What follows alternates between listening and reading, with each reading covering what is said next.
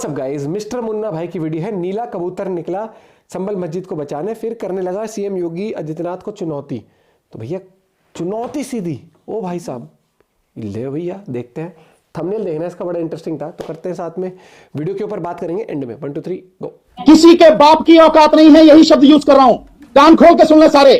किसी के बाप की औकात नहीं है, किसी अदालत में दम नहीं है जो इस मस्जिद को मंदिर बना दे या अजमेर शरीफ की दरगाह को मंदिर बना दे या खोद के दिखा दे। कैसे दे सकते हैं आप सर्वे का ऑर्डर, और कैसे उस ऑर्डर को आप सही ठहरा सकते हैं जब ये कानून कह रहा अबे विष्णु शंकर या और भी कोई, क्या इस कानून से बड़ा है तू?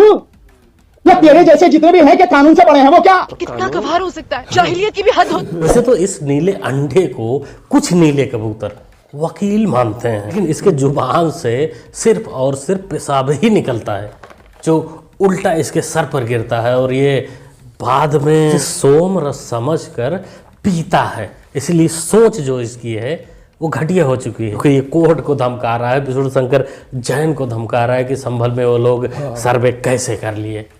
इसकी औकात, इसकी जो भौंकने की क्षमता है वो सिर्फ 500 रुपये है। 500 रुपये इसको मिलते हैं, ये भौंकने लगता है। अब कोर्ट वाले अंकल तो इसके ऊपर कुछ नहीं करेंगे शायद, क्योंकि काफ़ी दिन से भौंक रहा है। लेकिन योगी बाबा एक बार आपको ध्यान देना चाहिए। हिंदुस्तान का राजा ख्वाजा मोइनुद्दीन चिश्ती रहमतुल्लाह अलैह हर चीज को हटा सकते हैं, अजमेर के दरगाह को नहीं। बेझिझक जाए 60 करोड़ मुसलमान ख्वाजा मोइनुद्दीन चिश्ती रहमतुल्लाह अलैह की बाजार के सामने एक ईंट कोई छू नहीं सकता। ना पिल्ले ना, इतना नहीं भौंकना चाहिए। अरे जब तेरा वकील 500 में इतना भौंक रहा है तो तेरे को क्या जरूरत है? तू वही बस पड़ी लकड़ी लेने वाला है, जैसे लॉरेंस के समय लिया था। उससे उसको तू धमकाएगा, उसको तू चैलेंज करेगा, फिर बाद में रोएगा। वैसे तुम जाहिल लोग कानून को नहीं मानते, भारत के कानून संविधान को नहीं मानते, कुछ भी आता था। लेकिन मनवाने वाले लोग बैठे हैं, योगी बाबा हैं। अयोध्या के समय मनवाए थे ना, वैसे अगर कोर्ट वाले अंकल वहां भी फैसला देते हैं तो वहां भी मानना पड़ेगा। केंद्र सरकार ने या सुप्रीम कोर्ट ने अगर संविधान के साथ छेड़खानी की तो 2 अप्रैल 2018 याद दिला देंगे। बस मैं आप लोगों से एक बात पूछना चाहता हूँ, आप में से किसको पता है क्रीमी लेयर क्या, प्रॉपर डिटेल किसी को पता, हाथ खड़ा कर दीजिए। पूरी जानकारी आपको भी नहीं है, आपको पूरी जानकारी क्रीमी। भाई साहब आपको पढ़ाई कर रहे हैं, क्या कर रहे हैं पढ़ाई? इंटर कर रहे हैं। इसके कहने पे आप आ गए पब्लिक के साथ। आपने तो सोचा पढ़ा क्यों आ रहे हैं आप? आरक्षण खत्म हो रहा है, लेयर को समझते हैं क्या होना? नहीं, कुछ भी समझना, मैं भी मुझे समझना नहीं है भाई, मुझे नहीं पता है। हमारा आरक्षण खत्म हो रहा, वो नहीं होना, बस बात। यही नीले कबूतर कबूतरनियां इसको वकील मानती हैं। एक संविधान को बचाने निकला है, एक आरक्षण के नाम पर वकील बना बैठा है। बाबा साहब ने इन लोगों को बोला था कि पढ़ो लिखो आगे बढ़ो तरक्की करो, लेकिन नहीं, ये लोग कर ही नहीं सकते। ये लोग सिर्फ जूता लात खाने के ही लिए बने हैं। जगह जगह बगलोली करेंगे, फिर कूट दिए जाएंगे। ये बताइए, हम लोग ब्राह्मणों को रोज गाली देते हैं, जातिवाद करता है। हम क्या करते हैं? दुसाध चमार से शादी करता है, चमार खटीक से शादी करने के लिए तैयार है। क्यों शादी? आपस में आप रोटी बेटी का रिश्ता नहीं कर रहे हैं, आपस में रोटी बेटी का रिश्ता नहीं, गाली दे रहे हैं, रोटी बेटी का रिश्ता नहीं कर रहे हैं। जो अनुसूचित जातियां हैं वो आपस में एक होने के लिए तैयार नहीं है, गलियाए जा रहे हैं, ब्राह्मणों को गलियाए जा रहे हैं। शादी हो जाएगी तो विकास हो जाएगा दलित। नहीं, दिमाग में जो जातिवाद की गंदी सोच है उस जहर को निकालना पड़ेगा, उस पर बिना बात किए संभव नहीं है। हम सबको भी अपने अंदर का जातिवाद खत्म करना। अरे ऐसा मत बोलो मुन्ना, ऐसा मत बोलो। तुम ऐसा बोलोगे तो कितने अंडों का बिजनेस ठप हो जाएगा। तुम लोग ब्राह्मण ठाकुरों को गाली दो, क्योंकि इसी से तुम लोगों का पेट भरता है। जातिवाद कर अरे 2 तरीके से भरता है, एक तो सच में खाने वाला भरता है, एक पचाने वाला भी भरता है। जब तक ब्राह्मण ठाकुर के लात से जो 2 पिछवाड़े पर नहीं लग जाते तब तक तुम लोग सुधरते नहीं हो, तब तक गाली देते रहते हो। तुम लोगों का जन्म ही हुआ है गाली देने के लिए, और जो कोई इससे आगे निकल जाता है, पढ़ लिख लेता है, उसका तुम लोग विरोध करने लगते हो कि नहीं तुम क्यों नहीं दे रहे हो ब्राह्मणों को गाली। भाई मैं ये इस देश की जनता को आपके चैनल से कहना चाहता हूं कि जब भी वो नेता चुने, अगर वो चाहती है कि उनके बच्चों का भविष्य आने वाले समय में अच्छा हो, अपनी जाति का चुने, अपनी जाति का चुने। पढ़ा लिखा होना चाहिए, डेडिकेशन होनी चाहिए कंट्री के लिए। ये नहीं कि अपना ही घर भर रहे। नेताजी जब नेता थे तो बजाज सुपर पे चलते थे, अब मर्सिडीज का कारवां चल रहा है तो छीन लो वो जो मर्सिडीज जो तुम्हारे ही पैसे की है। इन्हीं की पार्टी ज्वाइन करी है, इन्हीं की पार्टी ज्वाइन करी है। रोना नहीं केजरी मियाँ, रोना नहीं, बिल्कुल नहीं रोना, क्योंकि ये बोझा चाचा का पुराना वीडियो है। अरे अभी तो तुमने इसके गले में पट्टा डाल रखा है, अब ये वही भौंकेगा जो तुम डायरेक्शन दोगे, जो तुम बताओगे। क्या भौंकना है भौंको। भिखमंगा बोल रहा है कि नेता हमेशा अपने जाति का चुनो। वाह, घपला जात देख के करते हैं क्या वो। पप्पू का क्या होगा? अगर पति अलग जात का है, बीवी अलग जात की है, बच्चा कौन जात का होगा, बीवी कौन जात की होगी, पति कौन जात, कैसे बताना? को फॉर्मूला निकाला है कांग्रेस पार्टी ने। मैं आपसे रीजन है, आपको खुद पता है इस बात का कि पति जिस जाति का है वो बेटा उसी जाति का। एक अलग जोश में एक बात बहुत गलत बोल गई, खतरा है इनकी नौकरी। इन्होंने बोला कि पिता जिस जात का होता है बेटा उसी जात का होता है।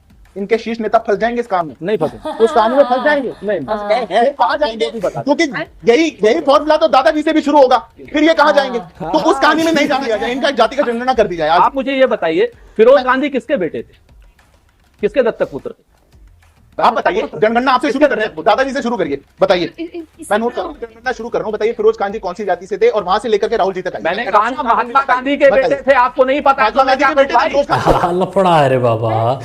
गांधी जी के पुत्र थे फिरोज खान। हरीलाल, मणिलाल, रामदास, देवदास, ये कौन थे चारों? गूगल वाले अंकल तो फिरोज खान के पापा को अफगानिस्तानी बता रहे हैं और मम्मी को ईरानी। ये गांधी कैसे बन गए? सिर्फ इतने से कि गांधी जी ने बोल दिया, सरनेम अपना दे दिया कि फिरोज गांधी रख लो तो हो गया। सरनेम बदलने का प्रोसेस नहीं होता क्या?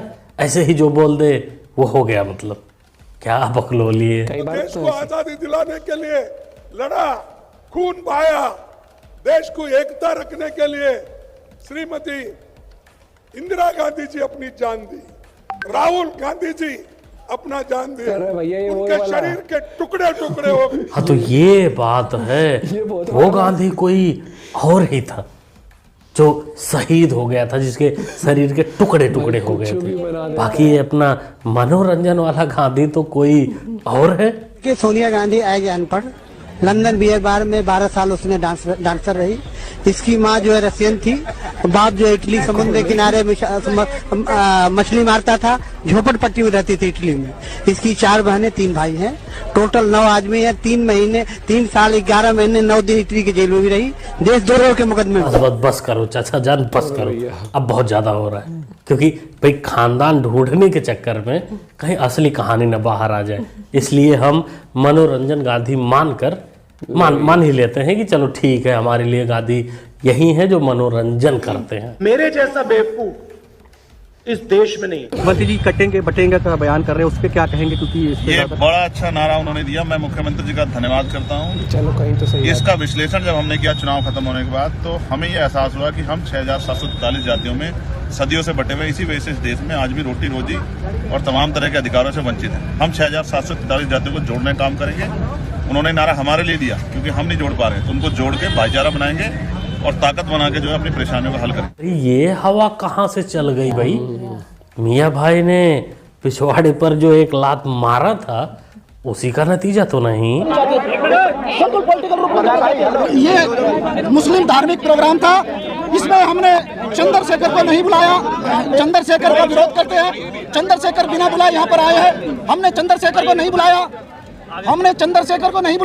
चंद्रशेखर अपनी मर्जी से आए हैं। ये धार्मिक प्रोग्राम है, हम अपनी मांगे रखना चाहते हैं सरकार से और चंद्रशेखर का विरोध करते हैं कि राजनीतिक मंच में उन्होंने बैनर भी लगाया, हमने बैनर फाड़ दिया पीछे से, देखिए आप। यहीं से इस कबूतर की हेकड़ी निकल गई थी।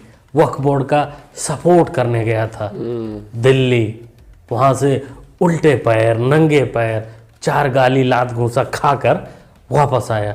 वहां इसका मीम और भीम वाला सिस्टम फेल हो गया था। उसके बाद औकात में आ गया कि नहीं, सारी जातियां एक हों और सब हिंदू हों। 50 सीटें अगर भारतीय जनता पार्टी 27 में पा जाएगी तो मैं राजनीति छोड़ दूंगा। बहुत बड़ा चैलेंज कर रहे हैं। मैं बड़ा नहीं है, ये वास्तविकता है, छोड़नी पड़ेगी। ये हमारी आवाज नहीं है, ये जनमानस की, उत्तर प्रदेश की जनता की आवाज है। वहम में कई लोग परेशान है, महंगाई से परेशान है, युवकों के सामने कितनी बड़ी समस्या है। आप कह रहे हैं कि अगर 50 सीट आ गई राजनीति छोड़ देंगे? छोड़ देंगे, नोट कर लो, लिख के देंगे। लिख के क्या तो रिकॉर्ड हो गया, तो रिकॉर्ड हो गया। दादाजी को अयोध्या की जीत हजम ही नहीं हो रही है। लगता है इनका भी वही हाल होगा जो जलेबी बाई का हुआ है। वो नाम बदल रही थी, ये तो राजनीति ही छोड़ने की बात कर रहे हैं। बाकी उम्र का दराज देखते हुए लग रहा है कि नहीं, चाचा जी सही बोल रहे हैं। ऐसे अपने आप से संन्यास क्यों लेना, कम से कम हारने के बाद ये तो बोल सकते हैं कि हमने बोला था संन्यास लेने के लिए, इसलिए ले रहा हूँ। लेकिन आजकल जो अयोध्या वासियों की यानी चुनाव हारने के बाद जो फजीहत हुई, जो गद्दारी का टैग उनके ऊपर लगा है, वो 2027 में भी उनको तय करना है, उनको क्या करना है, कि उनको वो टैग हटवाना है कि नहीं हटाना है, वो लोग ही जाने। कि दोस्तों आप लोग क्या कहना चाहेंगे, आप लोग क्या सोचते हैं, कमेंट करके बताइए पूरे वीडियो के बारे में। एक से बढ़कर एक क्लिप थी। और मैं हमेशा कहना चाहता हूँ कि कई लोग ना पॉलिटिशियंस, मैं क्या कहूँ पॉलिटिशियन की बात नहीं, इन जनरल भी कई लोगों में कॉन्फिडेंस होता है, ये हो गया था मैं ये कर दूंगा, नाम बदल दूंगा, हवाबाजी कर जाते हैं। और जब होता है एक क्या था कि मैं अपना सर मुंडवा लूंगा या मूछे मुंडवा दूंगा, उससे कह रहे सर मुंडवाइए, अरे वो तो कह देते हैं हम। फिर मुझे आजकल हम एबी करियनफो भाई की वीडियो बहुत देखते हैं, तो मुझे आता है पाई जान निकल जाती है मुंह से, सिचुएशन देख देख हो जाती है।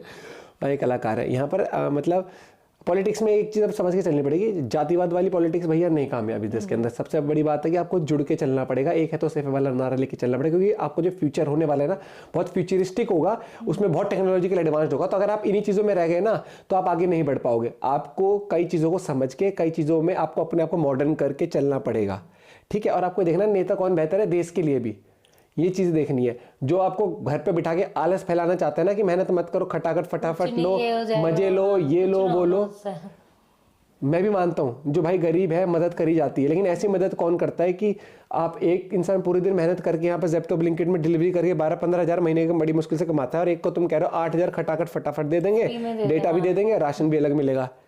वो पागल है, फिर पागल है वो जो तेल भी भरवा रहा है, वो चार्ज भी कर रहा है अपनी बैटरी में 2-2 घंटे लगा के वो मेहनत कर रहा है वहाँ पर। हमें इसलिए लॉजिकल और इलॉजिकल में फ़र्क होना चाहिए। और आज के लोगों में ना मुझे लगता है कि अभी 8-9 हज़ार से ऊपर उठ चुके हैं, उनका ये है कि भाई तरक्की करनी है, लाइफस्टाइल इंप्रूव करना है।